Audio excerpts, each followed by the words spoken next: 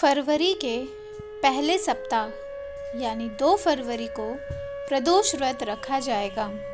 इस दिन भगवान शंकर पार्वती की पूजा अर्चना करने से महादेव हर मनोकामना पूरी करते हैं। प्रदोष व्रत की पूजा थाली में अबीब, गुलाल, चंदन, काले तेल, फूल, धतूरा, बीलपत्र, शमी पत्र, जनेऊ, कलावा, दीपक, कपूर, अगरबत्ती और फल के साथ हम पूजा करते हैं।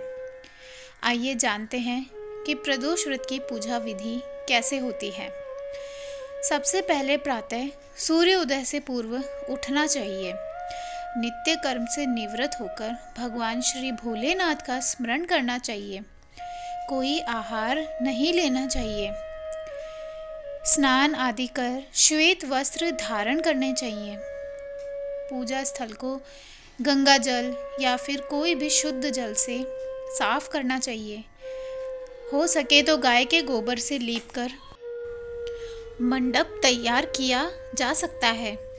5 रंगों का प्रयोग करके छोटी रंगोली भी बनाई जा सकती है। प्रदोष व्रत की आराधना करने के लिए हम एक आसन का प्रयोग करते हैं। उत्तर पूर्व की ओर मुख करके बैठते हैं। भगवान शंकर की पूजा करते हैं। उनके मंत्र ओम नमः शिवाय का जाप करते हुए शिव जी को जल चढ़ाया जाता है। आखिर प्रदोष व्रत का महत्व क्या है? स्त्री पुरुष दोनों इस व्रत को करते हैं। कहा जाता है कि अगर ये व्रत कई दोषों की मुक्ति और संकटों का निवारण करता है। और व्रत करने के साप्ताहिक महत्व भी अलग अलग हैं। रविवार को पड़ने वाले प्रदोष व्रत से आयु की वृद्धि और स्वास्थ्य लाभ प्राप्त होता है। सोमवार यदि त्रयोदशी होती है तो आरोग्य प्रदान होता है। इंसान की सभी इच्छाएं पूरी होती है। मंगलवार के दिन अगर त्रयोदशी का प्रदोष व्रत पड़ता है तो रोगों से मुक्ति और स्वास्थ्य लाभ मिलता है। बुधवार के दिन यदि प्रदोष व्रत होता है तो उपासक की सभी मनोकामनाएं पूरी होती है। और आज जैसे गुरुवार के दिन यदि प्रदोष व्रत पड़े तो शत्रुओं का विनाश होता है। शुक्रवार के दिन प्रदोष व्रत से सौभाग्य और दाम्पत्य जीवन को सुख शांति प्राप्त होती है। अगर आप संतान की कामना करते हैं तो शनिवार के दिन प्रदोष का व्रत आपके लिए बहुत ही शुभकारी होगा। यही सब उद्देश्य होते हैं जब प्रदोष के व्रत किए जाते हैं और भिन्न भिन्न फल प्राप्त किए जाते हैं।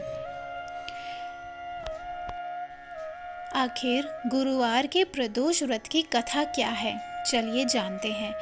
एक समय की बात है, वृत्तासुर की सेना ने देवताओं पर आक्रमण कर दिया।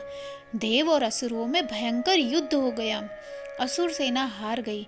इसकी सूचना वृत्तासुर को हुई तो वह क्रोधित हो उठा।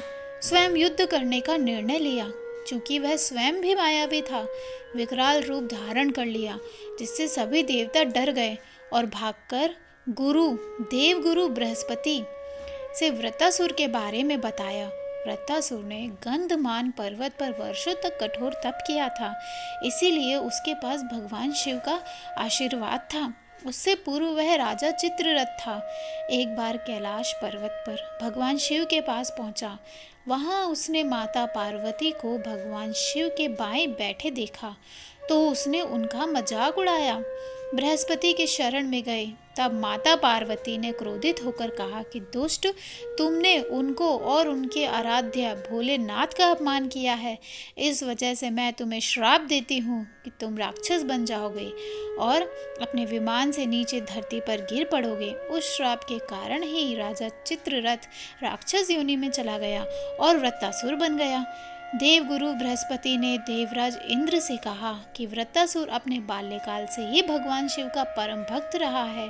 ऐसे में आप सभी देवगुरु प्रदोष व्रत करें और भगवान भोलेनाथ को प्रसन्न करें। देव गुरु के बताए गए व्रत विधि को ध्यान में रखकर इंद्रदेव ने गुरु प्रदोष व्रत विधि विधान से किया। भगवान शिव के आशीर्वाद से देवराज इंद्र ने व्रतासुर को परास्त कर दिया। इसके बाद से देवलोक में शांति स्थापित हुई। इसी प्रकार से जो लोग गुरु प्रदोष का व्रत रखते हैं या भगवान शिव की पूजा करते हैं वे अपने शत्रुओं पर विजय अवश्य प्राप्त करते हैं, क्योंकि शिव कृपा से शत्रुओं को परास्त करने में प्रदोष व्रत का शुभारंभ 2 फरवरी को शाम 4:25 से शुरू होगा और 3 फरवरी शाम 6:58 पर समाप्त होगा। 2 फरवरी को पूजा मुहूर्त 6:02 से रात 8:37 तक रहेगा। महाशिवरात्रि का त्यौहार 18 फरवरी को मनाया जाएगा और प्रदोष शनिवार के दिन पड़ेगी। फाल्गुन मास के कृष्ण पक्ष की चतुर्थ तिथि को महाशिवरात्रि का पर्व मनाया जाता है, क्योंकि इस दिन शिव और पार्वती का विवाह हुआ था। आप सभी का दिन मंगलमय हो। आप सभी इस गुरु प्रदोष का आशीर्वाद प्राप्त करके अपने शत्रुओं पर विजय प्राप्त करें। भोले शंकर की कृपा आप पे बने रहे। माता पार्वती का आशीर्वाद आपको प्राप्त हो।